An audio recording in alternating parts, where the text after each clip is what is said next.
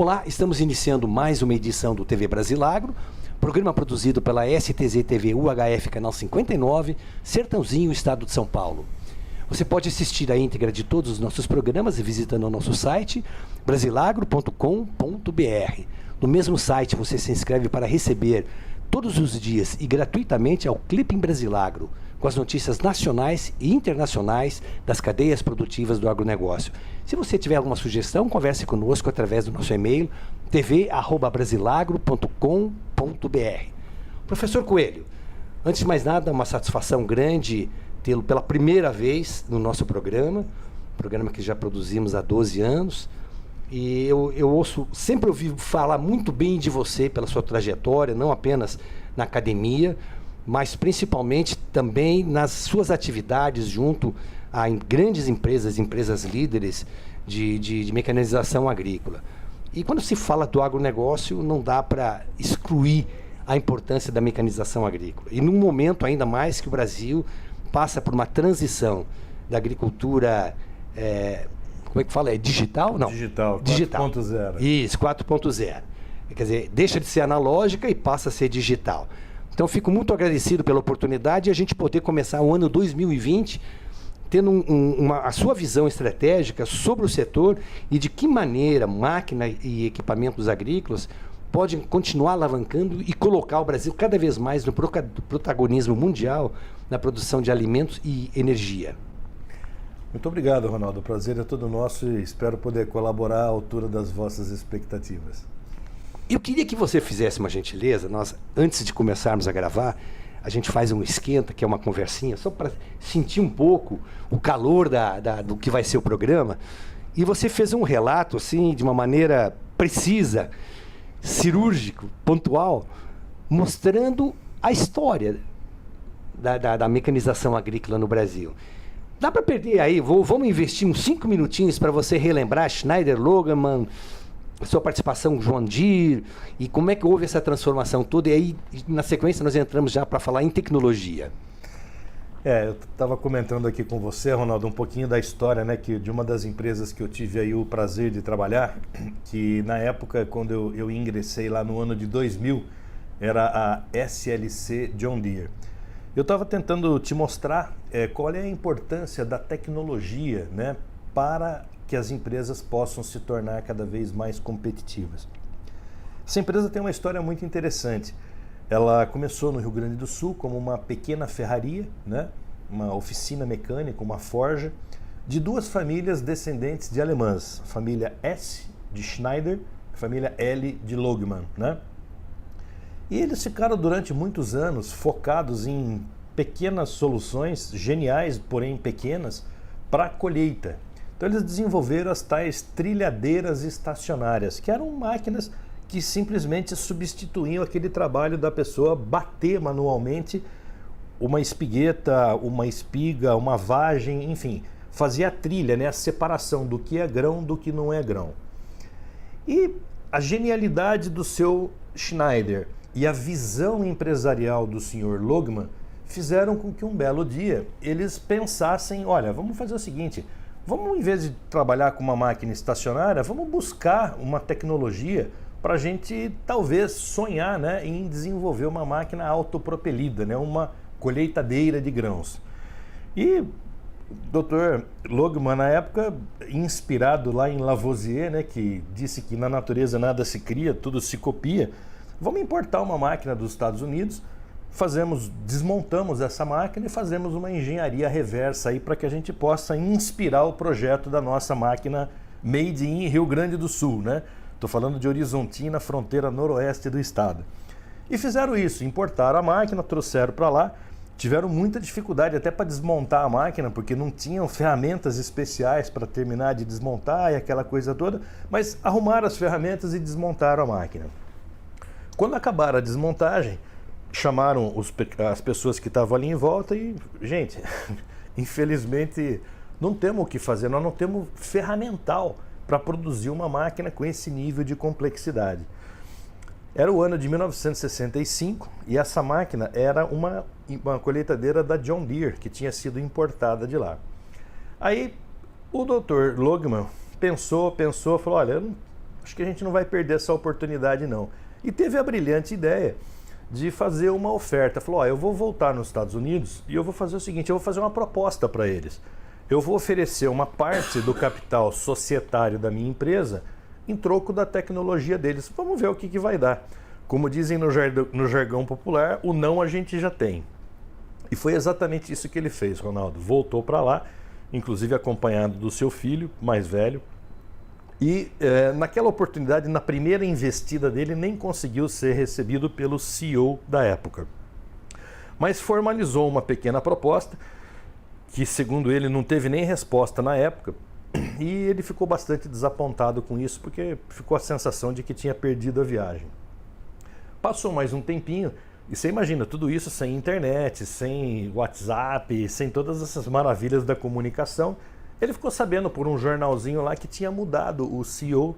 Falou, quer saber de uma coisa? Eu vou tentar de novo. Né? Brasileiro alemão não desiste nunca. E voltou lá e dessa vez conseguiu ser recebido.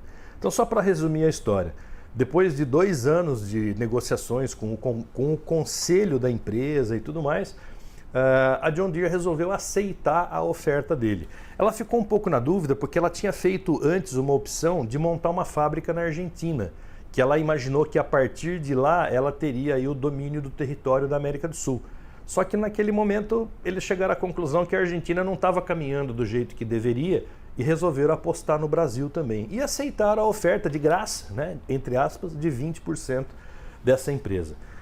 E foi o melhor investimento que o Dr. Logman podia ter feito na vida dele, porque à medida que a tecnologia começou a migrar para os seus projetos em Horizontina, começaram a ser produzidas aqui máquinas de uma qualidade jamais imaginada, né? Porque já tinha uma fonte tecnológica que já tinha testado, aprovado, quer dizer, quando chegava aqui era só uma tropicalização e uma adequação. Naquela época, inclusive, as cores da SLC eram vermelho e amarelo. E a John Deere sempre foi verde com as rodas amarelas, né? Bom, aí passou mais um tempinho, 20 e poucos anos, os americanos começaram a perceber o seguinte, vem cá, nós estamos botando dinheiro aqui, estamos trazendo tecnologia, só que se a gente olhar para frente e pensar que um dia a gente quer comprar essa empresa, nós estamos jogando contra o patrimônio, porque nós só estamos valorizando uma empresa que um dia nós somos os únicos compradores, né? E aí tentaram reconversar com o Dr. Jorge para buscar uma nova composição societária, aumentar a participação deles. E de uma forma assim muito diplomática, né, como era a característica dele, ele deu mais uma embarrigadinha nos gringos e ganhou mais uns anos aí de tecnologia free of charge, né, grátis, né? Mas daí vieram novos produtos, veio a plantadeira e tal. E quando chegou a vez do trator, já era meados da década de 90, aí os americanos falaram, não, peraí, agora nós vamos conversar de novo, porque para ter o trator aqui nós vamos ter que ter uma participação mais forte. E aí conseguiram comprar mais 20%, quer dizer, na verdade foram os primeiros 20% que eles compraram, somando com os 20% que eles tinham ganho, eles passaram a ter 40% de um negócio, né, crescendo cada vez mais. E aí foi um sucesso muito grande, o trator se comportou de uma forma espetacular, novos investimentos, novas tecnologias. E aí, rapidamente, teve um crescimento muito grande. Isso já era o ano de 97, até na AgriShow de 1997, aqui em Ribeirão Preto, foram lançados os tratores da John Deere. Eram 4 modelos, né, naquele ano. E alguns anos mais tarde, né, já era 1999, daí o pessoal falou, não, peraí, agora nós vamos ter que conversar de novo com o Dr. Jorge, né? Só que, na verdade, aí ele já tinha falecido e a conversa acabou sendo com os filhos. Ele tem 3 filhos e acabaram negociando então, e a John Deere acabou integralizando o capital em junho de 1999, quando ela comprou os outros 60% que estavam na mão da família. E o mais interessante é que durante esses primeiros 2 anos, quer dizer, de 99 até 2001, foi exatamente o momento que eu estava entrando na empresa, o nosso presidente era o Eduardo Logman, filho do Dr. Jorge, que participou de todas as etapas aí dessa história que eu estou relatando aqui rapidamente para vocês. E como executivo principal ele ficou então mais 24 meses à frente da empresa, e de lá para cá somente executivos e pessoas de mercado, né, que são aí os grandes dirigentes dessa empresa, que hoje tem um domínio bastante grande aí do mercado e está liderando aí o mercado de tratores, né? Esses tratores lançados aqui em 97 hoje fazem aí a primeira posição de market share com quase o dobro de participação do segundo colocado. Então realmente é uma história bonita em que a tecnologia foi um dos grandes diferenciais. E essa história, ela, na verdade, alavancou o grande salto da produção agrícola brasileira. Eu não diria que foi só essa história, porque existem várias outras histórias de várias outras empresas que a gente poderia passar dias aqui contando, que tem, assim, o fundamento é o mesmo. Havia já um conhecimento muito bom aqui do mercado nacional, mas faltava principalmente a parte da eletrônica, a parte da automação, a parte da inteligência, do chip, a parte digital, vamos dizer assim, que realmente foi incorporada nesses processos, né? Que inicialmente eram manuais, passaram para hidráulicos, passaram para eletrohidráulicos e hoje são totalmente digitais. Então, por exemplo, hoje a gente tem um trator que tem um acelerador que não tem um cabo de aço, né? Que nem a gente tem no Fusquinha, tem na Kombi, tem nos carros mais antigos. Hoje nós temos tratores com acelerador fly-by-wire. O fly-by-wire é um acelerador sem fio. Ele é como o acelerador que tem hoje nos carros de Fórmula 1, só para você ter uma ideia. Então isso traz eficiência maior em termos de resposta, maior eficiência no uso do combustível, menor consumo, menor custo, menos necessidade de manutenção.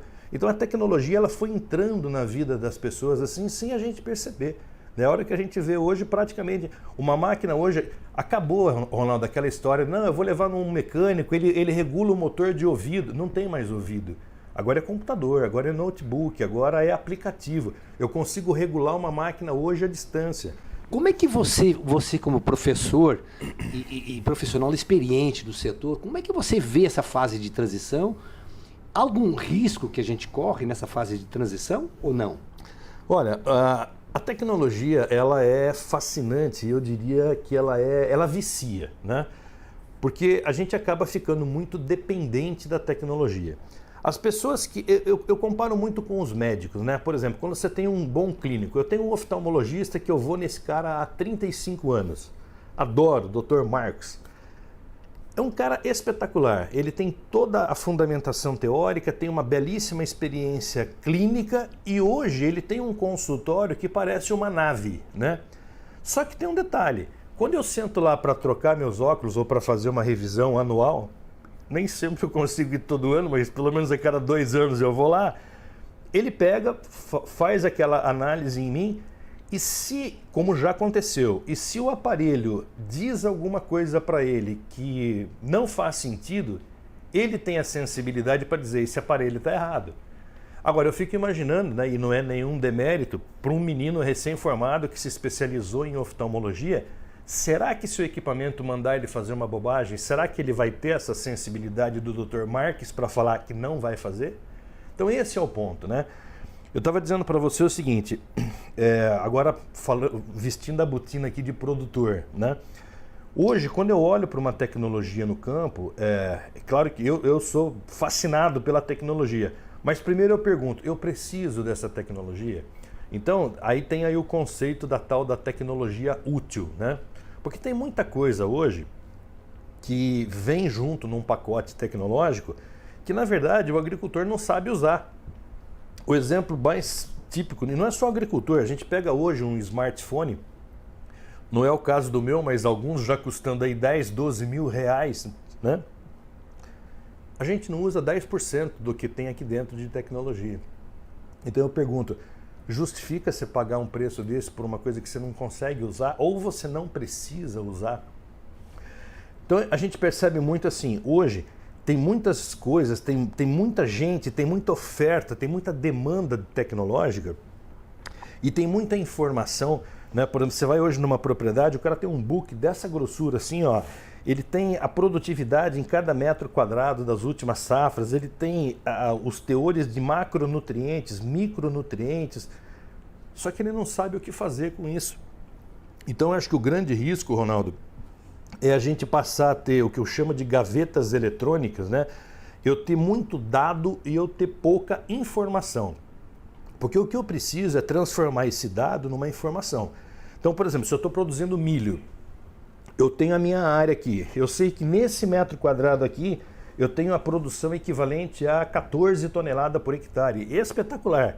Aqui do lado eu tenho 8, aqui eu tenho 10, aqui eu tenho 9, aqui eu tenho 5. Por que dessa variabilidade? É compactação? É praga? Ou será que a hora que alguém foi fazer uma amostragem lá, espetou em cima de um formigueiro? Então essa correlação de causa e efeito, ela precisa estar muito bem definida. E eu vejo já gente preocupado com micronutriente, eu vou pensar em boro, eu vou pensar em selênio, mas nós não fizemos uma calagem bem feita ainda. Então, assim, eu sempre acreditei que a casa a gente tem que começar a construir pelo alicerce. Não adianta eu querer começar a construir uma casa pelo telhado que ela não para de pé. É a mesma coisa da tecnologia. Então, eu acho que tem todo um aprendizado, tem uma curva de aprendizado.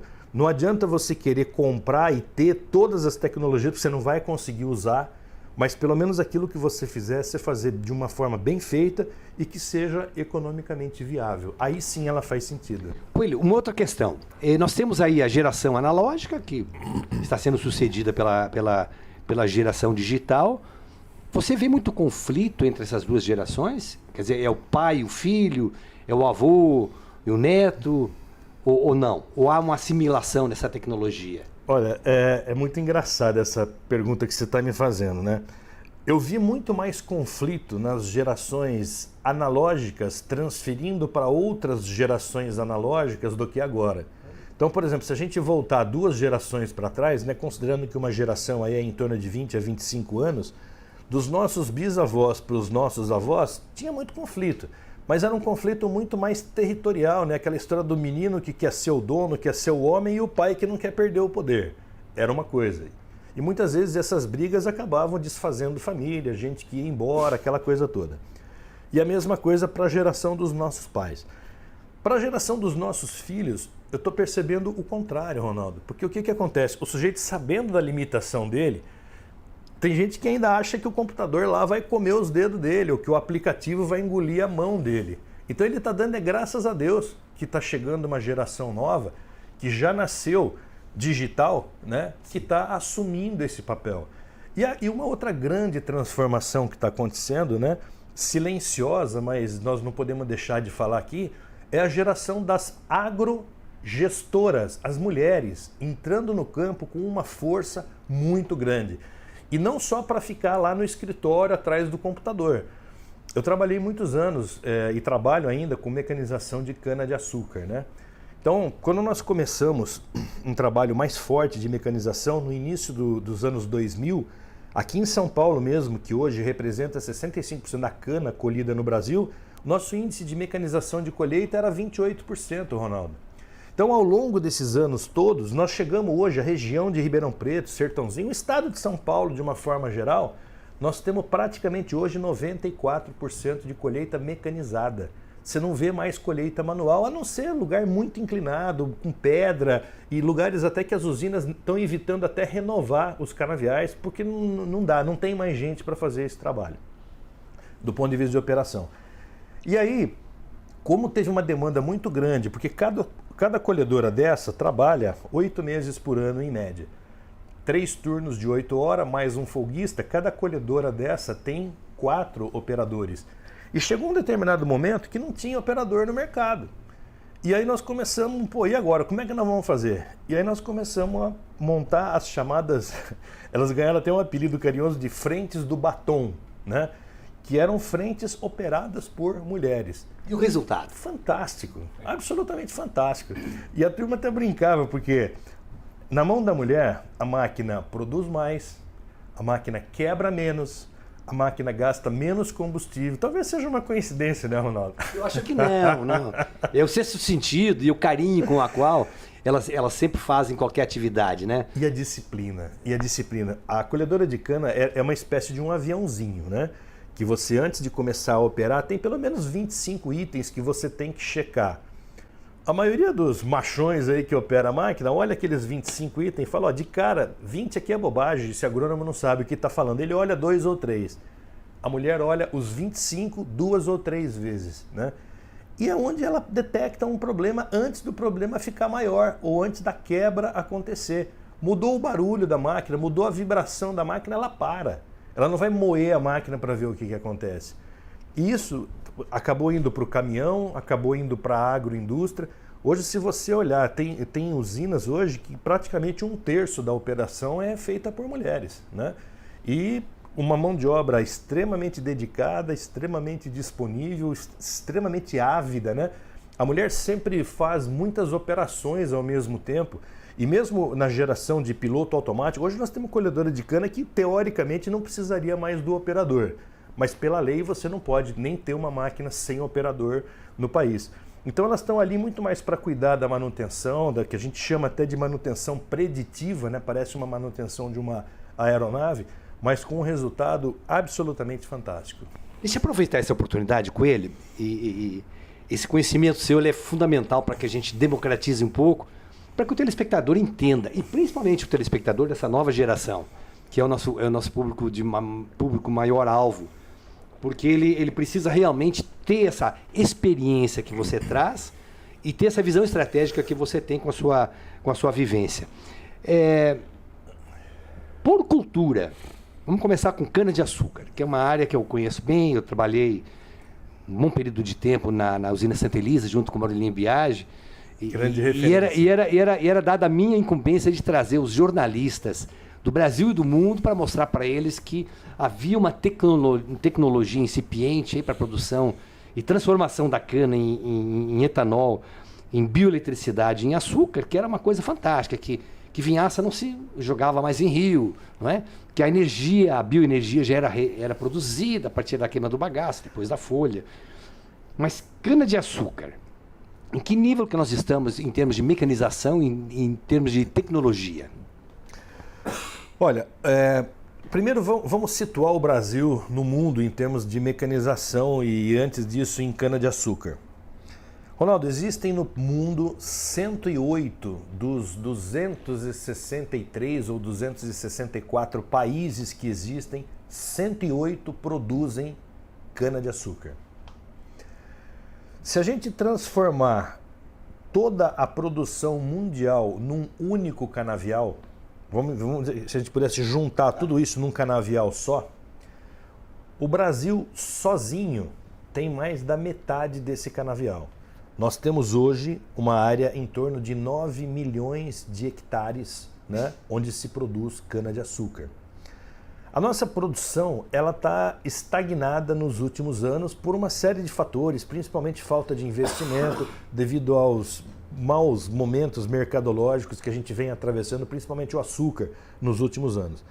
Mas o Brasil tem uma vanguarda e uma liderança absolutamente avassaladora em cana-de-açúcar, né? E do ponto Isso é incontestável. Né? E veja bem, eu vou citar alguns números aqui, não é para desmerecer nenhum mercado, mas é só para a gente ter uma noção da ordem de grandeza. Quando a gente fala, por exemplo, de colheita mecanizada, que seria hoje o suprassumo da tecnologia na cana, a gente tem, vamos falar em anos normais, o mundo, o planeta Terra, demanda alguma coisa em torno de 1.600 a 1.800 máquinas por ano, tá? 90% disso é reposição, não está tendo expansão canavieira, é só para repor as máquinas que estão sendo sucateadas ano a ano. Então dessas 1.600, 1.800 máquinas, em torno de 800 a 1.000 ficam aqui no Brasil. Então veja o peso que o Brasil tem quando a gente fala de colhedora. Alguns países que são grandes referências, né? O Maurilinho sempre cita o caso da Austrália, que realmente eles têm uma tradição muito grande. A Austrália começou colheita mecanizada 50 anos antes do Brasil. Sabe quantas colhedoras por ano de cana a Austrália demanda? 28. Caramba. Nós temos grupos aqui que compram 50 por ano, 2 Austrália por ano. Então, assim, é uma quantidade, não tem com o que comparar. Se a gente pegar os Estados Unidos hoje, é um mercado aí de 20 máquinas. Os Estados Unidos planta em 3 estados, planta na Louisiana, planta no Texas e planta na Flórida. Se a gente pegar a Argentina, que aqui eles plantam em 3 províncias também, Tucumã, Salta e Jujuy. São 20 máquinas por ano. Colômbia, 18 máquinas por ano. Quer dizer, quando a gente olha para o mundo, mas e a Índia e a China? A China e a Índia são pouquíssimos. Para você ter uma ideia, na Índia, o módulo médio são 2 hectares, que desde o sulco, que é aberto no enxadão, até a planta e a colheita que é feita à mão. Então, assim, não tem paralelo para comparar com o Brasil. A Ásia está começando agora, em algumas micro-regiões, a utilização de máquinas um pouquinho menores e tal, mas nada que se compare a uma máquina que nem a nossa. E é muito importante a gente falar disso, Ronaldo, me dá até a oportunidade de fazer um esclarecimento, principalmente para o público que não é do agronegócio. O que acontece é o seguinte, muita gente na nossa região, né, você vivendo em Sertãozinho, a gente aqui em Ribeirão, Coelho, mas a máquina desemprega muita gente, né? Muitas vezes, até lamentavelmente, alguns colegas da mídia aí usam esse tipo de jargão. Na verdade, gente, o que a máquina está fazendo hoje é substituir uma mão de obra que não existe mais. Eu costumo até dar um exemplo. Mãe normalmente não costuma errar, né? Então eu vejo uma mãe rezando para o filho ser médico, eu vejo a mãe rezando para o filho ser engenheiro, para ser um bom empresário, para ser padre, né? Eu nunca vi uma mãe rezar para o filho ser cortador de cana. Por que será? Então é um trabalho extremamente aviltante. Você trabalhou muitos anos na Santa Elisa, na época que tinha colheita manual. Sim. Você vê um sujeito muito bem alimentado, um cara forte, para colher 10, 12 toneladas por dia, Ronaldo. Primeiro tinha que ser cana queimada, porque cana crua o cara não conseguia cortar. Se cortasse era 2 toneladas ou 3, não 10 ou 12. E é um desgaste muito grande, quer dizer, é um trabalho, assim, lamentavelmente, em muitas regiões do mundo, né, na África, em muitos lugares, o sujeito ainda é obrigado a fazer porque não tem outra alternativa. Agora, que é muito mais confortável esse cara estar dentro de uma cabine, com ar-condicionado, com todo o conforto, com toda a segurança, né? Ou então trabalhando como mecânico ou como um líder de frente. Enfim, a mecanização ela assumiu um papel muito interessante dentro desse processo. E hoje, assim, em termos de tecnologia, o Brasil está disparado em cana-de-açúcar, a gente está disparado na frente do mundo. E a mesma coisa, aqui em Ribeirão Preto nós temos aqui o Centro de Cana, desenvolvendo variedades, desenvolvendo novos conceitos de plantio, muda pré-brotada, enfim, uma série de avanços tecnológicos que realmente vão assegurar ainda a liderança do Brasil por muitos anos à frente desse mercado. Soja e milho. Vamos separar soja de milho. O Brasil, em termos de soja, em termos de volume de produção, nós estamos ali... Um ano a gente ganha dos Estados Unidos, outro ano os Estados Unidos ganha da gente. Nós estamos brigando ali 118, 119, 120 milhões para cada lado. Dá uma desgraça no tempo lá, a gente consegue passar eles. Hoje a gente não perde para eles em nada, absolutamente nada, em termos de tecnologia para soja. E considerando ainda que a gente produz soja na região de Cerrado, que são solos que somente se tornaram produtivos graças à tecnologia e aqui o grande mérito da Embrapa, né? Que conseguiu domesticar o cerrado. Quando eu fiz agronomia há 35 anos atrás, tinha um ditado, Ronaldo, que o pessoal dizia o seguinte: solo de cerrado nem de graça e nem dado, né? E hoje eu vou, por exemplo, a Sorriso e 1 hectare de terra em Sorriso custa 1.000 sacas de soja. Ou seja, R$80 mil. É o preço de 1 hectare praticamente em Ribeirão Preto. Então é uma coisa assim absolutamente inacreditável. Sorriso tem 25 anos de idade, 26 anos de idade. Bom, isso é uma coisa. Vamos falar do milho. Aqui sim a gente tem um desafio muito grande, porque o milho para os Estados Unidos é a grande referência do milho também. Lá um excelente produtor, um cara top, produz 13 mil quilos, 14 mil quilos por hectare. Um cara médio produz 11, 12 e um cara ruim produz 9, 9,5, né? Aqui, um cara excelente produz 18, um cara médio produz 10 e um cara ruim produz 4. Então é muito difícil, nós estamos falando de níveis de tecnologia completamente diferentes, desde um grande produtor até um sujeito que planta milho para subsistência. Então se eu tirar esse cara que planta milho para subsistência, que é mais ou menos 25 ou 30% da nossa produção, eu posso comparar o Brasil com os Estados Unidos e assim mesmo a gente ainda perde. Quando eu coloco esse cara junto aqui, ele joga a média lá para baixo. Então, no milho nós estamos muito longe ainda. Outro aspecto do milho. O milho era uma cultura de verão. A gente plantava em setembro, outubro para colher em fevereiro, março. Hoje o milho é uma cultura para, entre aspas, safrinha. Ou seja, a gente planta depois da safra principal. Então hoje eu planto a soja em novembro, colho em janeiro, planto o milho em janeiro para pegar o resto de chuva que eu tenho até março, abril e vou colher esse milho em junho, julho.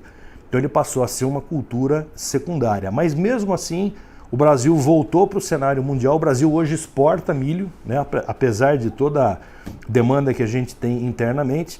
Mas assim, do ponto de vista de competitividade, nós estamos muito longe aí do primeiro lugar. Mecanização agrícola, máquinas agrícolas, algodão. Algodão é uma outra cultura que eu diria que é um dos grandes orgulhos, né, que a gente tem aqui no Brasil. O algodão, ele mudou a geografia da produção, né? Se a gente voltar 2 ou 3 décadas para trás, os estados que plantavam algodão eram o Paraná e São Paulo, basicamente. Só que por questões climáticas, principalmente, e por questões fundiárias, o algodão ele foi migrando cada vez mais para as grandes áreas, para os grandes plantations, né? Principalmente na área do cerrado.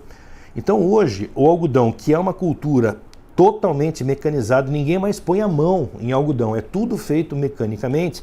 O grande estado produtor hoje é o Mato Grosso, né? Do ponto de vista de quantidade. E do ponto de vista de qualidade, o algodão, assim, o lugar que Deus fez no universo para plantar algodão é o oeste baiano. Especialmente aquele eixo entre Luiz Eduardo Magalhães, antigo Mimoso do Oeste e Barreiras. Então lá a gente tem um plantio que começa em fevereiro, é um plantio de segunda safra também, e que vai ser colhido em julho, agosto. E por uma característica climática, ele tem uma fibra longa, que é muito apreciado para a indústria, para fazer um blend, até para melhorar o algodão americano e outros algodões, né? O próprio algodão egípcio, que tem bastante fama, mas não tem uma qualidade tão boa quanto esse algodão da Bahia. O grande problema do algodão, a gente brinca, diz o seguinte: o sujeito que planta algodão, o ano que ele acerta, ele compra avião. O ano que ele erra, ele vende a bicicleta. Então é uma cultura de altíssimo risco, é uma cultura que é um investimento muito alto para você produzir e realmente não é uma cultura para amadores. A gente ficou muitos anos estacionado num patamar de 750 mil hectares de produção. Nos últimos 2, 3 anos, o mundo deu um pico de demanda e o Brasil foi o único país que conseguiu acompanhar esse pico. Nós chegamos a plantar na safra 17, 18, 1.200.000 hectares de algodão. E só para vocês terem uma ideia, hoje o grande fornecedor de tecnologia, principalmente para a colheita do algodão, é a John Deere. Ela hoje simplesmente tem 100% de market share, só ela produz hoje uma máquina que não foi uma evolução, foi uma revolução no sistema, né? Que essa máquina, ao mesmo tempo que ela colhe, ela já vai enfardando e ela solta depois a hora que ela preenche a câmara de compactação, ela solta um fardo que tem 2.300 quilos de peso cada um. Então isso daí deu uma competitividade muito grande para o setor produtivo, né? E o Brasil realmente tem hoje uma qualidade insuperável. Eu diria assim que, do ponto de vista de produtividade, do ponto de vista de qualidade, não tem para ninguém. E por conta disso, esses últimos 2, 3 anos, a nossa demanda, que era aí de 80, 100 máquinas por ano, passou de 250 máquinas ano. E com um detalhe, Ronaldo, cada máquina dessa hoje custa a bagatela de $1.200.000. Se você fizer pelo câmbio aí do último fechamento, está em torno hoje aí de R$4.800.000 cada máquina, que se paga em 2 safras e meia, desde que tem algodão para colher. Café. Grande desafio também pro Brasil, né? Café, eu diria o seguinte: nós somos muito bons de quantidade, mas ainda estamos devendo muito na qualidade. Me causa uma certa tristeza quando eu gosto muito de números, você já percebeu, né? Já. E quando eu pego, por exemplo, os dados de exportação, você sabe qual é o país que mais exporta café no mundo? Alemanha. Alemanha. Você já viu algum pé de café na Alemanha? Nenhum. Então esses caras compram cafés de várias regiões produtoras e eles beneficiam esse café tornando-o gourmet. Então são cafés assim absolutamente perfeitos do ponto de vista de pureza, de aroma, de todos os atributos que um café pode ter. As nossas safras de café, o café é uma cultura bianual, então um ano ela dá uma produção alta, no ano seguinte essa produção cai e assim por diante. Isso em condições de sequeiro. Agora, em condições irrigadas, já temos vários produtores, então eu vou dar os números para vocês entenderem. Um sujeito que está no sequeiro aqui na região de Franca, por exemplo, tem ótimos cafeicultores aqui, ou mesmo aqui em Minas Gerais. O sujeito produz no ano excepcional 45, 44, 42 sacas beneficiadas por hectare, no ano ruim cai para 25. Então um ano é 42, o outro é 20, o outro é 43, o outro é 21. Quando você irriga, você consegue produzir em torno de 40 sacas todos os anos. E mais do que isso, né? Já dizia o pesquisador Alcides Carvalho, é um dos pais aí da cafeicultura no Brasil, ele já é falecido, mas eu tive o prazer de trabalhar com ele há alguns anos no IAC. Ele falava assim: Coelho, o café que a gente produz enquanto está na árvore, ele é praticamente tudo igual. A diferença entre um bom café na xícara e um café que não dá para tomar é o que a gente vai estragá-lo ao longo do processamento. Então veja só que absurdo, né? Hoje a gente, em muitas regiões no Brasil, a gente ainda tem uma colheita que a gente chama de derriça, Ronaldo. Então o sujeito vai colher, ele pega aquilo, ele puxa e joga aquilo tudo no chão. Daí depois vem alguém e faz a varreção do café. Então eu misturo folha, pau, terra, grão de café, tudo no chão. Às vezes chove, fermenta, para depois eu levar para o terreirão, para secar, para despolpar, para ter um café. A maioria dos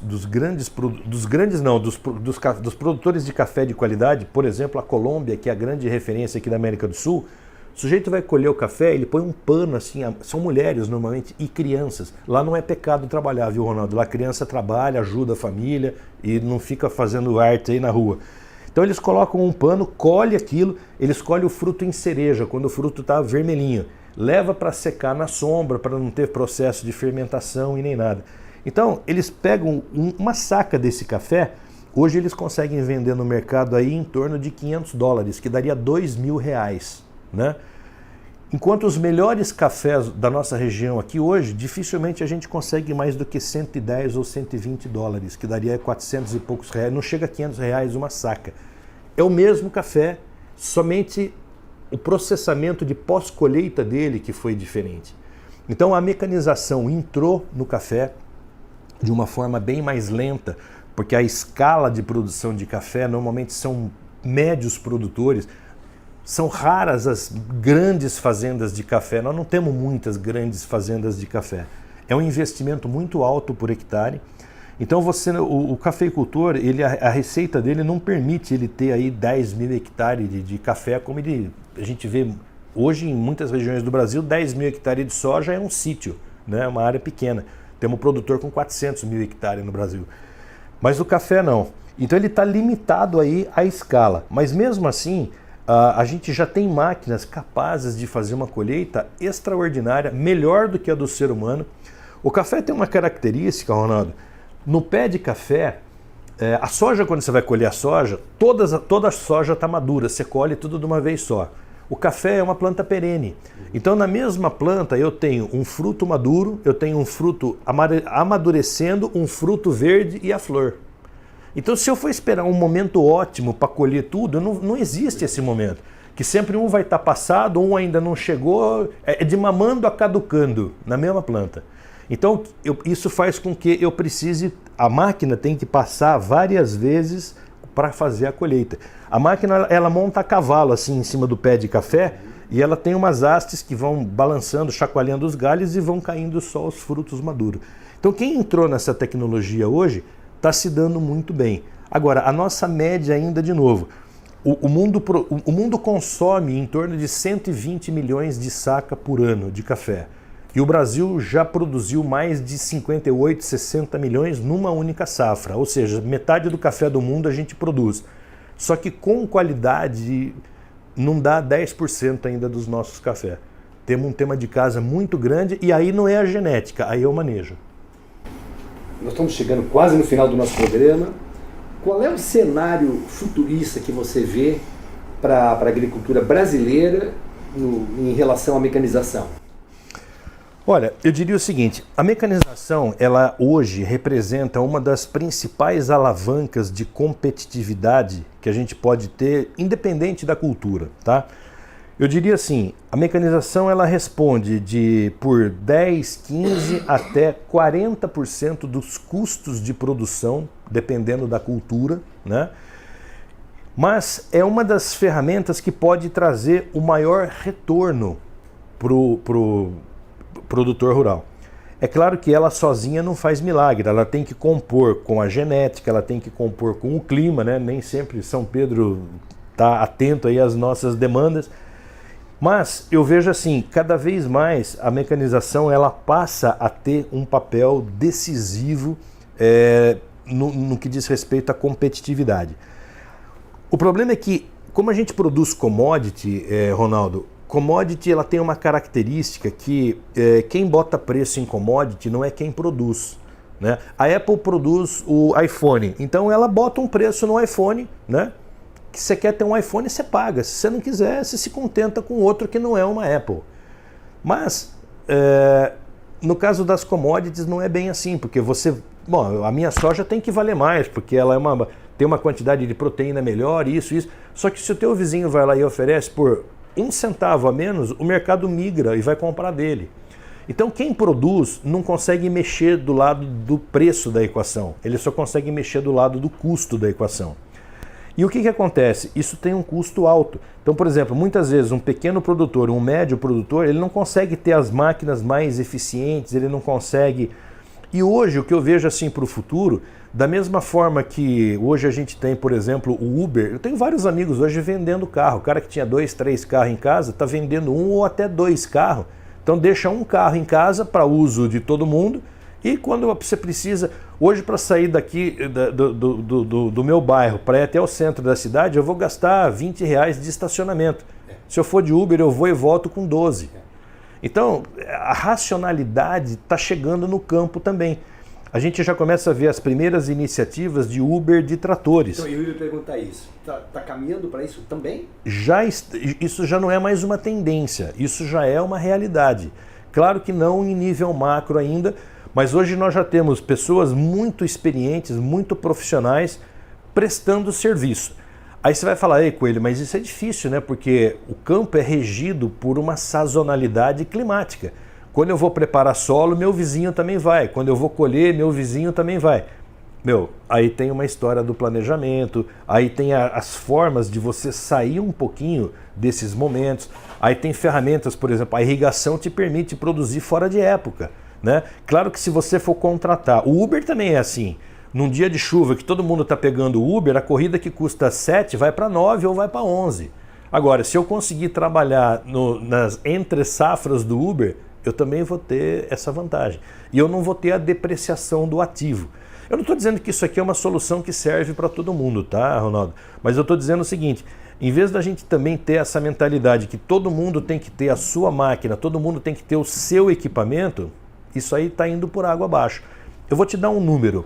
Em média, um trator, né, no passado, quando a gente fazia agricultura convencional, com aração, gradiação, nivelamento, um trator trabalhava 1.500 horas por ano, 1.800 horas por ano.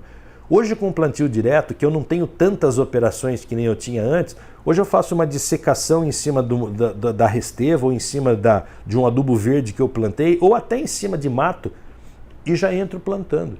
Tem trator hoje que não trabalha 400 horas por ano. Quer dizer, ele tem uma ociosidade muito grande. O custo fixo dele é muito alto, né? Uma colheitadeira, para você ter uma ideia, que algumas já passam de R$1 milhão o custo, em média elas trabalham 350 horas por ano no Brasil. Quem faz safra e safrinha chega a 500 horas por ano, 550, é muito pouco. Se a gente comparar com a colhedora de cana que você conhece bem, como a colheita da cana ela começa em março e ela vai até fim de novembro, meados de dezembro, eu tenho praticamente uma janela de 8 meses. que trabalha 24 horas por dia, 7 dias por semana. Todos os dias entram 3 operadores na cabine de uma colhedora. Essa máquina trabalha no mínimo 3.500, algumas passam de 4.000 horas por ano. E a máquina ela é tão mais barata quanto mais você usa, você está amortizando ela de uma forma mais racional. Então eu vejo assim, olhando para os médios e grandes produtores, a tendência é eles ficarem menos tempo com a máquina para torná-la, para ainda ter um valor de revenda bom a hora que vai passar e ter uma atualização tecnológica mais rápida. Para as pessoas que vão comprar as máquinas de segunda mão, elas já compram a máquina depreciada e vão ter uma vida útil dessa máquina de segunda mão mais longa. E para os pequenos produtores que ainda não se tornaram médios, o que ainda não tem escala, eu não vejo outra alternativa a não ser comprar serviço. E aí pode ser tanto o serviço de um Uber de máquinas, como pode ser também algumas iniciativas muito interessantes que eu vejo no Paraná, eu vejo em Santa Catarina, que são, por exemplo, cooperativas de produtores que prestam serviço para esses produtores. Faz um planejamento, a cooperativa adquire as máquinas e aí o trator vai trabalhar 2.000 horas, a colheitadeira vai trabalhar 600 horas, mas vai atender uma quantidade muito maior de gente de uma forma eficiente, com tecnologia e com um custo suportável. E democratizando os custos, né? Democratizando os custos, sem dúvida nenhuma. Coelho, muito obrigado pela oportunidade, pela entrevista. Eu espero que a gente possa refletir sobre todo esse banco de dados que você nos apresentou e que a gente possa, numa oportunidade próxima, aí, tornar a conversar. Eu que agradeço a oportunidade e eu queria só, para me despedir aqui, contar uma historinha que eu achei muito bacana, que eu ouvi alguns anos atrás, de um CEO de uma dessas empresas que eu trabalhei. Ele fez uma apresentação brilhante, né, falando de futuro, falando das tendências e tal. E aí um sujeito, no final ele falou sobre inteligência artificial, falou sobre piloto automático, satélites pilotando máquinas e tal, né? E daí no final o sujeito falou assim, escuta, mas olhando assim pro que o senhor falou, o homem não vai servir para mais nada, então as máquinas vão fazer tudo sozinha. Ele falou, olha, eu acho que eu tive um sonho que pode ser que responda a sua pergunta. Todo mundo ficou meio assim, teve um sonho. Ele falou, eu sonhei que nas fazendas do futuro você vai ter uma máquina, um homem e um cachorro. Então o cara falou assim, mas eu não entendi o que isso tem a ver com a minha pergunta. Ele falou, não, é o seguinte, nós vamos ter lá, a máquina ela vai fazer todo o trabalho sozinho. Falou, tá, mas e qual é a função do homem? O homem vai dar comida para o cachorro. Mas qual é a função do cachorro? É não deixar o homem chegar perto da máquina. Obrigado, Ronaldo. Obrigado a você, Coelho, mais uma vez. Nós nos despedimos do telespectador amigo. Voltamos na próxima semana com novos entrevistados. Até lá, mais uma vez, muito obrigado.